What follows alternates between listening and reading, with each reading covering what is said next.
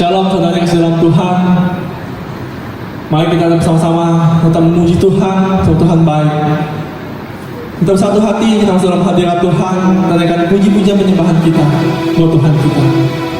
Haleluya Yesus. Hallelujah.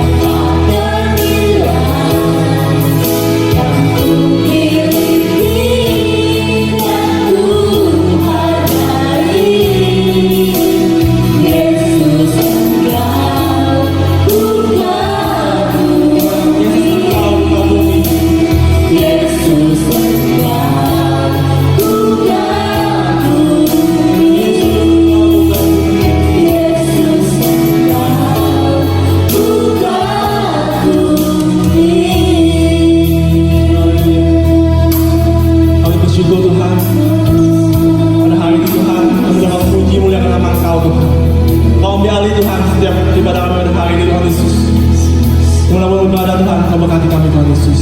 Terima kasih Tuhan. Haleluya. Amin. Haleluya. Mari kita hati kita memuji Tuhan karena begitu besar kasih Allah pada kita, sehingga kita selalu ada dalam lindungannya, selalu diberkati di dalam kehidupan kita sehari-hari. Haleluya Yesus.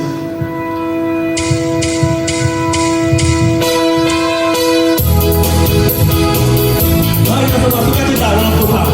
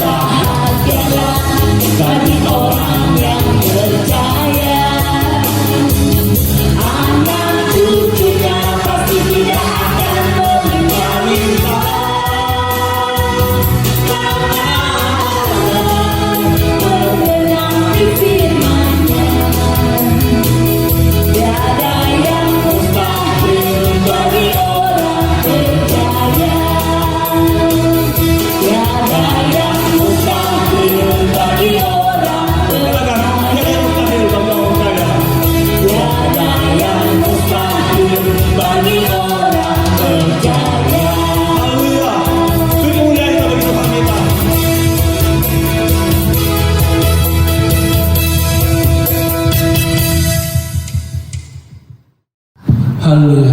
Mari kita siapkan hati kita. Kita masuk dalam hadirat Tuhan, puji-pujian dan penyembahannya. Mari kita siapkan hati kita masuk dalam hadirat Tuhan. Kita mau belajar menyenangkan hati Tuhan, memberi yang terbaik dari yang terbaik dari kehidupan kita kepada Tuhan kita. Haleluya Yesus. Terima kasih Tuhan.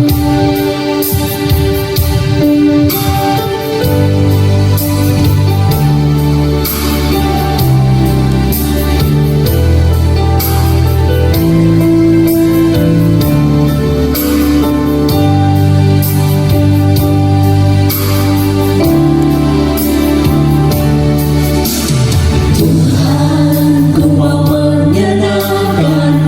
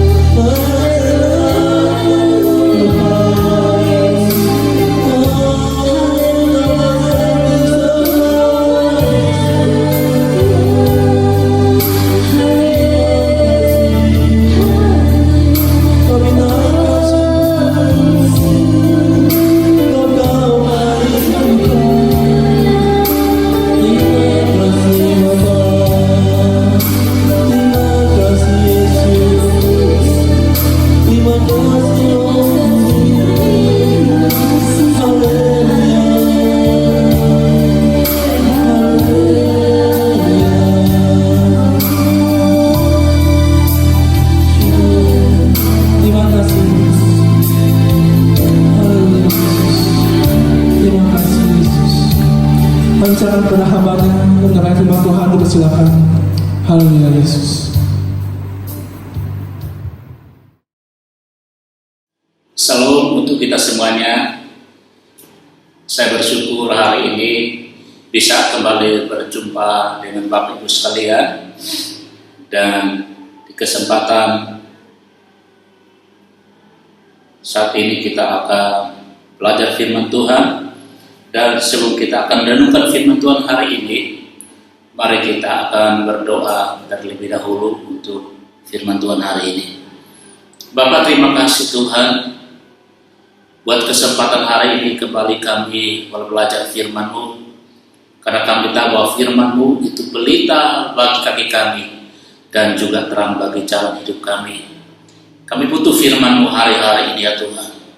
Biar Roh Kudus Engkau urapi hamba-Mu, harta hikmat dan pengetahuan firman Engkau karuniakan kepada hamba-Mu, juga jemaat-Mu yang sedang mendengarkan firman Tuhan hari ini. Biar kami semua diberkati hari ini. Terima kasih Bapak, dari awal sampai akhirnya hanya untuk hormat dan kemuliaan nama Tuhan saja. Di dalam nama Yesus kami sambut berkat firman Tuhan. Haleluya, amin. Baik Bapak Ibu sekalian, kita akan dengarkan firman Tuhan hari ini. Kita akan membuka bersama-sama di dalam Efesus pasalnya yang kelima, mulai ayatnya yang ke-15 sampai ayatnya yang ke-20. Sekali lagi, Efesus pasalnya yang kelima, ayat 15 sampai ayatnya yang ke-20. Dikatakan firman Tuhan, karena itu perhatikanlah dengan saksama bagaimana kamu hidup. Janganlah seperti orang bebal, tetapi seperti orang arif, dan pergunakanlah waktu yang ada, karena hari-hari ini adalah jahat. Sebab itu janganlah kamu bodoh, tetapi usahakanlah supaya kamu mengerti kehendak Tuhan. Dan janganlah kamu mabuk oleh anggur, karena anggur menimbulkan hawa nafsu, tetapi hendaklah kamu penuh dengan roh.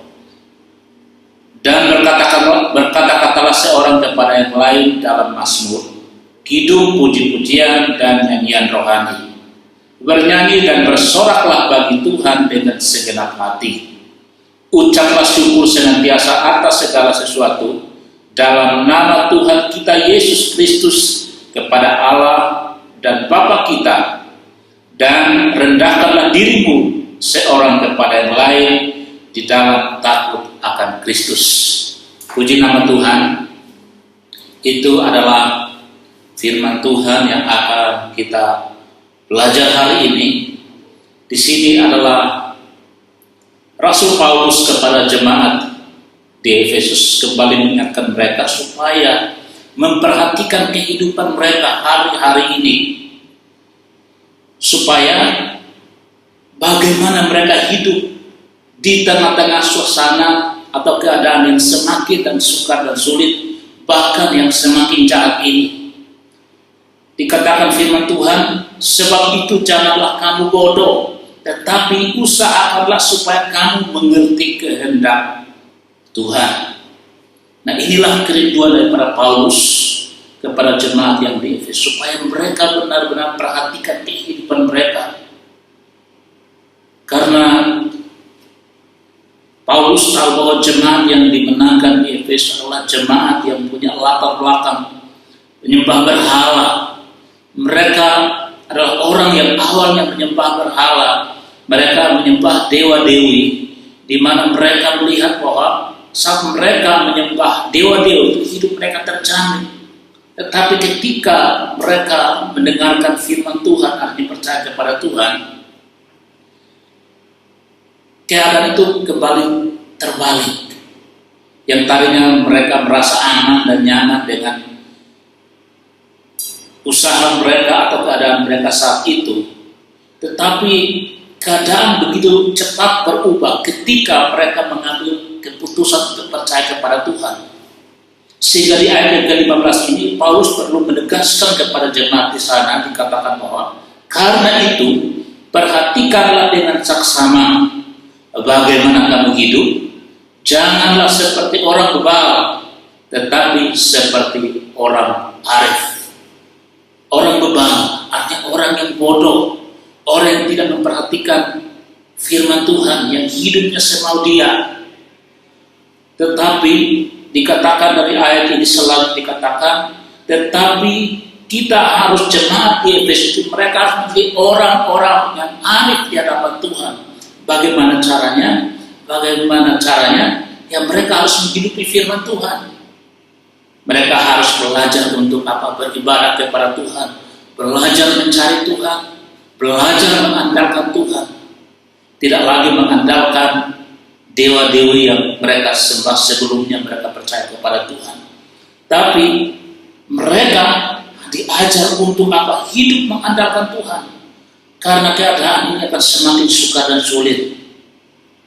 Sehingga dikatakan ayat yang ke-16, dan pergunakan waktu yang ada, karena hari-hari ini adalah jahat. Pergunakan waktu.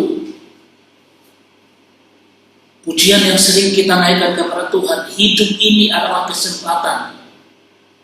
Sehingga Paulus perlu mengingatkan kepada jemaat di Efesus supaya mereka benar-benar pergunakan waktu ini, hari-hari ini. Mereka harus sungguh-sungguh mengandalkan Tuhan.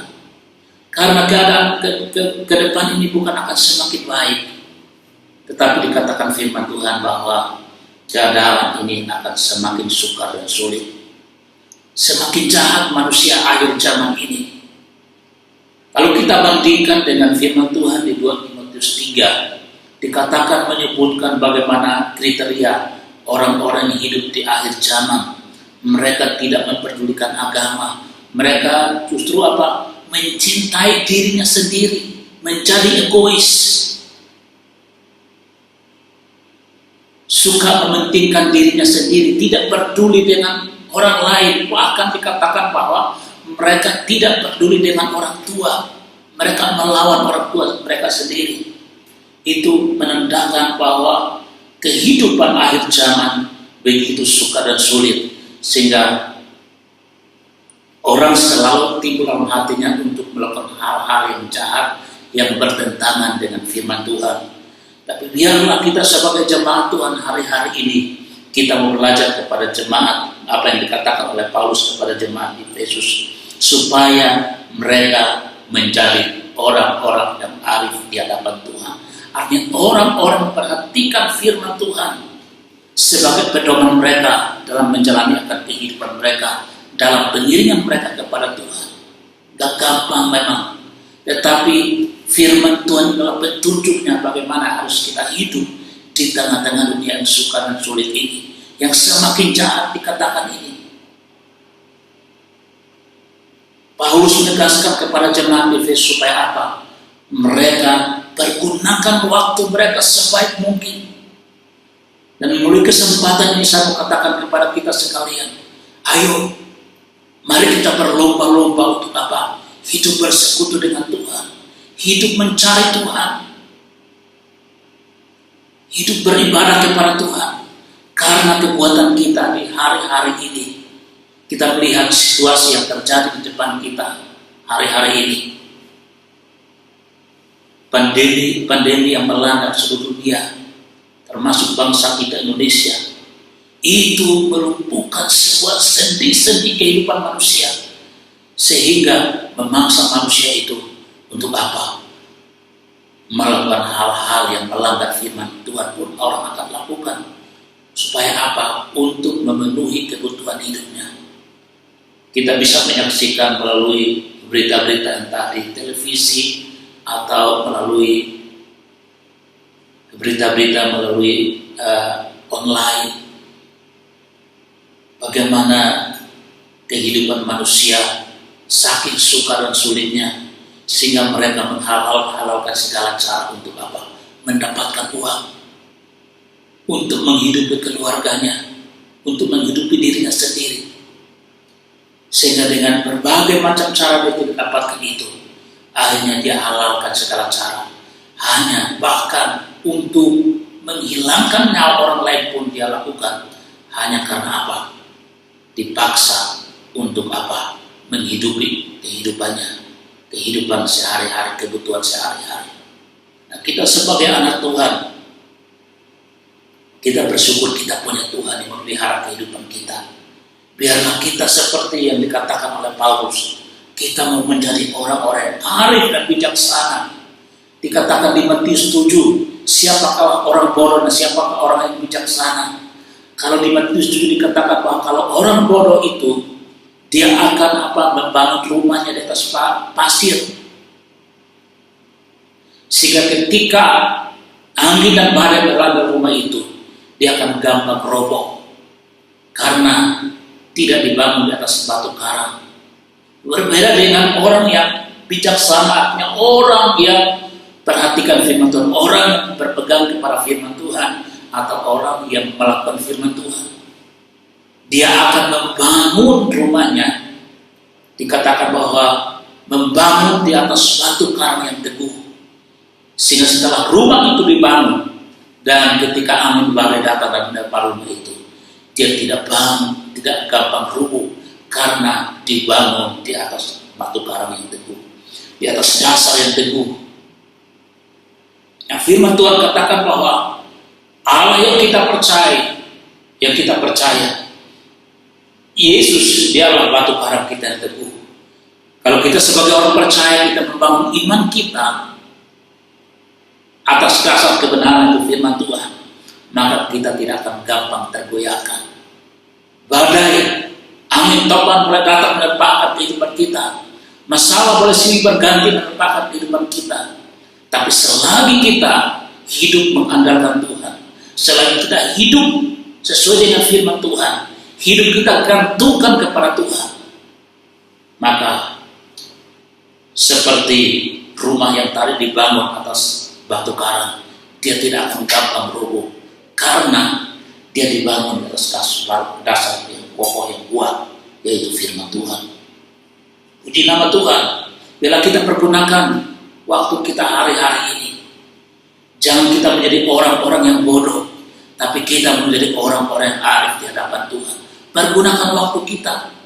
Ayo, kita berlomba-lomba ingatkan saudara-saudara kita. Ayo, kekuatan kita sebagai manusia terbatas. Kalau bukan Tuhan berkati kita tidak tahu apa yang terjadi akan kehidupan kita.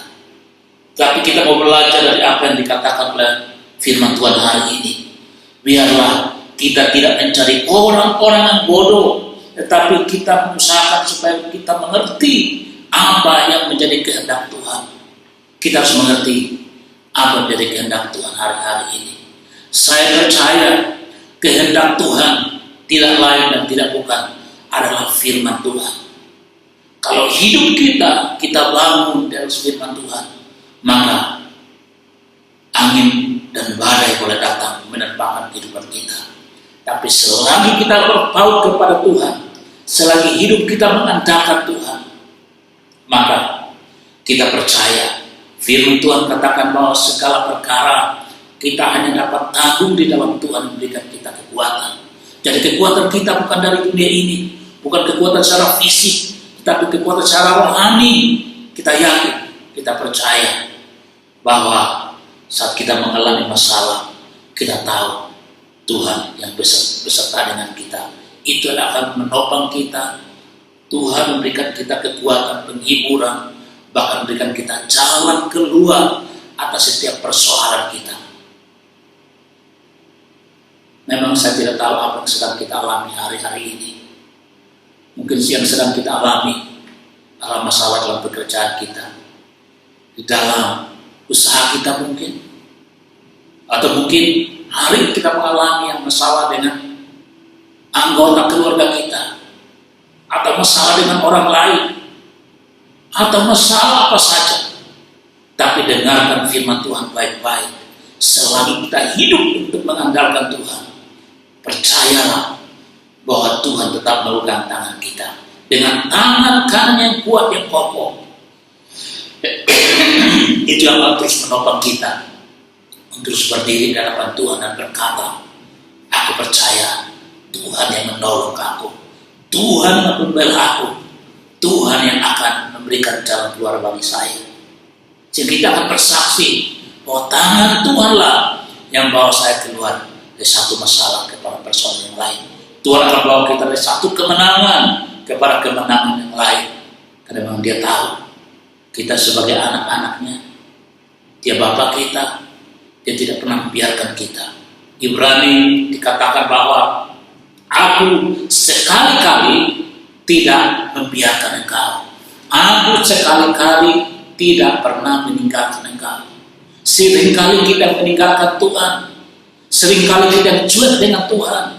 Kita tidak gunakan waktu kita dengan baik untuk mencari Tuhan. Seringkali kita yang mengabaikan apa suara Tuhan oleh firman Tuhan. Sehingga kita harus mengalami banyak persoalan dalam kehidupan ini. Tetapi firman Tuhan katakan, aku sekali-kali tidak pernah membiarkan engkau. Aku sekali-kali tidak pernah meninggalkan engkau. Kenapa? Karena memang Dia Bapa kita. Bagaimana mungkin seorang bapa akan membiarkan anaknya berjuang sendiri dalam kehidupan ini? Bagaimana mungkin bapak mana yang akan tega melihat anaknya akan berjuang sendiri dalam menghadapi satu persoalan? Kalau bapak dalam dunia ini saja dia mau peduli dengan anaknya, apalagi Bapak kita yang di surga. Dia Bapa yang bertanggung jawab penuh. Dia Bapa yang mempedulikan kita. Manusia bisa meninggalkan kita, saudaraku. Tapi dengarkan firman Tuhan baik-baik, bahwa Allah yang kita percaya di dalam nama Tuhan Yesus, Dia tidak pernah meninggalkan kita. Mungkin kita punya teman setia, mungkin dia berkata ketika semuanya masih baik-baik dan lancar-lancar, dia akan berkata, kalau ada masalah tinggal kamu ngomong dengan saya akan bantu kamu. Karena apa? Belum muncul masalah, belum ada masalah apa-apa. Tapi begitu kita kena satu persoalan,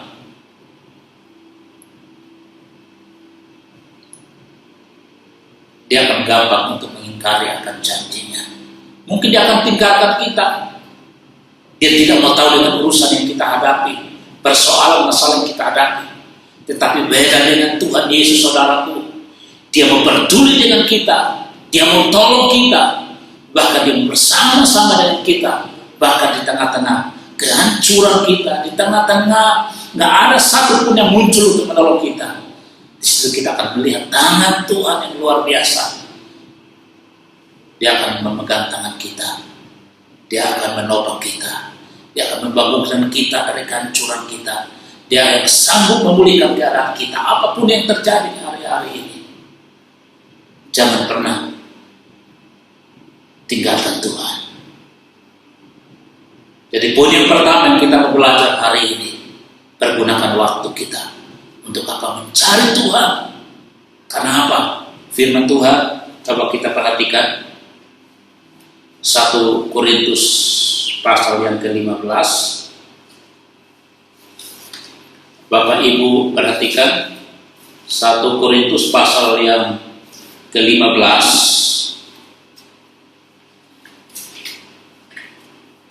ayatnya yang ke-58. Firman Tuhan berkata demikian, karena itu saudara-saudaraku yang kekasih, berdirilah teguh, jangan goyah, dan giatlah selalu dalam pekerjaan Tuhan. Sebab kamu tahu bahwa dalam persekutuan dengan Tuhan, jerih payahmu tidak sia-sia. Dikatakan, berdirilah teguh, jangan goyah, hanya kuat di dalam Tuhan.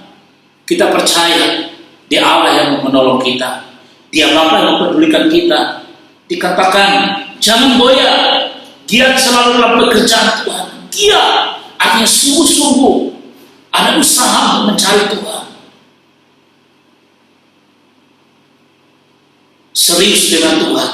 Maka firman Tuhan berjanji bahwa dalam persekutuan kita dengan Tuhan, di dalam ibadahmu, dalam pelayananmu, dalam persekutuan kita dengan Tuhan, apapun yang kita lakukan yang tujuannya untuk memuliakan Tuhan, Tuhan berjanji jerih payahmu di dalam Tuhan tidak sia-sia, karena ada upah yang menantinya baik untuk hari ini maupun hidup pada yang akan datang.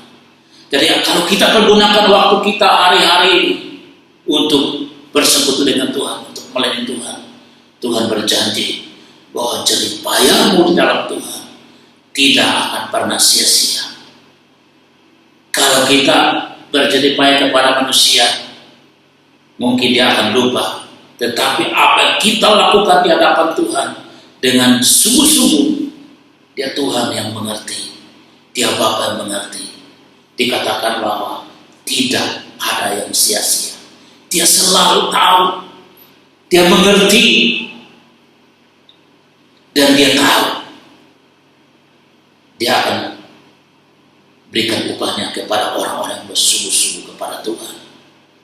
Untuk itu melalui kesempatan ini, saya mendorong kita sebagai jemaat, ayo pergunakan waktu-waktu kita untuk mencari Tuhan. Pergunakan waktu kita untuk melayani Tuhan, melayani sesama. Kalau ada kesempatan untuk kita melayani saudara kita, mulai dari keluarga kita, mungkin ada adik kita, atau kakak kita, atau koko, atau bapak atau mama yang belum di dalam Tuhan. Jangan berhenti berdoa kepada Tuhan, karena kita tahu doa yang kita naikkan kepada Tuhan, Tuhan tidak pernah lupa. Tuhan mencatat semuanya. Mungkin engkau sudah lupa, tetapi ingat, Tuhan selalu mencatat semuanya. Satu saat Tuhan akan buat perhitungan kepada kita yang bersungguh-sungguh melakukan firman Tuhan. Doa kita di hadapan Tuhan untuk saudara-saudara kita, buat orang tua kita, Tuhan perhitungkan. Satu saat orang itu akan datang bertegur di hadapan Tuhan dan menyembah kepada Tuhan. Kita kembali kepada Efesus. Jadi poin yang pertama yang kita mau belajar hari ini, mari pergunakan waktumu untuk memuliakan nama Tuhan. Yang berikut dikatakan 18, dan janganlah kamu mabuk oleh anggur, karena anggur menimbulkan hawa nafsu, tetapi hendaklah kamu penuh dengan Roh Kudus. Ini yang kita butuhkan hari-hari ini. Ini yang kita perlukan hari-hari ini. Tanpa Roh Kudus, maka kita tidak sanggup untuk melakukan firman Tuhan. Karena Roh Kudus yang menolong kita, Roh Kudus yang menuntun kita untuk berjalan menurut firman Tuhan yang kita baca, yang kita renungkan hari lepas hari. Firman Tuhan ini yang kita baca itu akan diteguhkan oleh Roh Kudus. Firman ini yang kita baca setiap hari itu akan bertumbuh berakar dan menghasilkan dalam kehidupan kita. Itu pekerjaan Roh Kudus untuk mengerjakan kebenaran itu terus-menerus dalam hati kita, sehingga kita bukan orang yang gampang jatuh dalam dosa, tetapi orang-orang yang suka mengasihi Tuhan, yang suka mencari Tuhan hari-hari ini. Jadi kita perlukan Roh Kudus hari ini. Kita perlukan Roh Kudus itu, karena Roh Kudus itu akan mengurapi kita, berikan kita hikmat dan pengertian untuk mengenal Tuhan dengan benar. Tanpa Roh Kudus, maka kita tidak akan mampu untuk berjalan di dunia ini. Roh Kudus akan memampukan kita untuk berjalan seturut dengan firman Tuhan ini yang kita baca. Karena Roh Kudus adalah pekerjaan menolong kita, bukan manusia. Tanpa Roh Kudus, firman Tuhan katakan bahwa kalau kita baca di Matius 26 ayat 41 dikatakan bahwa daging lemah, roh penurut tetapi daging lemah. Roh Kudus itu suka melakukan firman Tuhan, tetapi daging kita suka maunya yang lemah, kita gampang jatuh dalam dosa. Makanya kita bersyukur kepada Tuhan saat kita ambil keputusan untuk percaya kepada Tuhan. Kita terima Roh Kudusnya. Roh Kudus itu yang akan menolong kita, memampukan kita hari lepas hari untuk menghidupi firman yang kita baca dan kita renungkan setiap saat. Makanya setiap hari kita harus berdoa, Roh Kudus, terangi hatiku, terangi pikiranku, Roh Kudus yang menolong aku, Roh Kudus yang pegang tanganku setiap hari, setiap waktu. Karena tanpa Roh Kudus kita akan gampang jatuh dalam dosa. Jangan sampai kita mabuk oleh anggur, tapi biarlah setiap hari kita dipenuhi dengan Roh Kudus. Kita butuh Roh Kudus itu setiap saat, setiap waktu. Kalau kita perhatikan firman Tuhan, ketika Tuhan Yesus dibaptis di Sungai Yordan, terus ada burung merpati, Roh Kudus dalam bentuk burung merpati turun atas kepala Yesus, dan ada suara dari surga, inilah anakku yang kukasihi, kepadanya lah aku berkenan. Dan setiap orang yang percaya kepada Tuhan saat dia ambil keputusan untuk dibaptis, setiap orang pasti menerima Roh Kudus. Roh Kudus itulah yang akan memimpin kita setiap hari, setiap waktu. Makanya kita sudah kata, mari Roh Kudus pimpin aku. Katakan kepada hatimu, Roh Kudus mari urapi aku Tuhan, urapi aku Roh Kudus, berikan aku hikmat dan pengertian untuk mengenal firman-Mu, untuk mengenal pribadi-Mu. Karena Roh Kudus itu seperti guru yang mengajar kita tentang jalan-jalan Tuhan. Tapi sebagai orang percaya, kita butuh firman Tuhan dan Roh Kudus. Firman Tuhan itu jalan kebenaran. Roh Kudus itu menuntun kita untuk berjalan di dalam kebenaran setiap waktu. Makanya setiap orang yang sudah dibaptis, kita telah menerima Roh Kudus itu. Biarkan Roh Kudus yang memimpin kita setiap hari, setiap waktu untuk berjalan sesuai dengan firman Tuhan yang kita dengar, yang kita renungkan dalam kehidupan kita hari lepas hari. Biarlah poin-poin penting yang kita belajar hari ini. Saya tidak berlama-lama, tapi yang menjadi doa saya hari ini, biarlah setiap kita adalah anak Tuhan yang suka pergunakan waktu untuk mencari Tuhan, untuk beribadah kepada Tuhan, berdoa kepada Tuhan, memuji menyembah Tuhan, suka bersekutu dengan Tuhan. Dan biarlah kita menjadi orang-orang anak-anak Tuhan hari-hari ini yang terus dipenuhi dengan Roh Kudus. Supaya apa? Saat kita berjalan, kita dipimpin oleh Roh Kudus. Kita berjalan dalam kebenaran firman Tuhan. Roh Kudus menuntun kita untuk berjalan melakukan firman Tuhan yang kita renungkan hari lepas hari. Kiranya firman Tuhan yang singkat hari ini boleh memberkati kita semua. Puji nama Tuhan. Saya akan berdoa untuk kita semua. Bapak, terima kasih Tuhan buat berkat firman Tuhan hari ini. Kami belajar dari jemaat di Efesus, surat daripada hamba Paulus kepada jemaat di sana, supaya mereka benar-benar menjadi orang-orang yang arif di hadapan Tuhan, bukan orang-orang yang bodoh. Karena mereka pergunakan waktu ini, karena waktu-waktu inilah hari-hari yang jahat ya Tuhan. Biarlah kami menjadi orang-orang arif dan bijaksana, seperti di Matius 7 tadi Bapak, bahwa seorang orang dia akan membangun rumahnya di atas pasir, sehingga ketika angin dan badai itu datang dari rumah itu dia akan gampang roboh. Tetapi orang bijaksana itu dia akan membangun rumahnya di atas batu karang yang teguh, sehingga saat badai dan angin topan datang menerpa rumah itu, dia akan tetap berdiri karena rumah itu tetap dibangun di atas batu karang. Tolong kami Bapak, jemaat hari ini, biarlah kami menjadi jemaat yang suka menggunakan waktu-waktu yang ada untuk beribadah kepada Tuhan, mencari Tuhan, berdoa, memuji dan menyembah Tuhan. Dan kami juga menjadi jemaat yang terus dipenuhi oleh Roh Kudus, terus dituntut oleh Roh Kudus untuk melakukan kebenaran firman Tuhan. Terima kasih Bapak, kami perlukan Roh Kudus-Mu, kami perlukan hikmat-Mu ya Tuhan, kami perlukan kebenaran firman-Mu hari ini.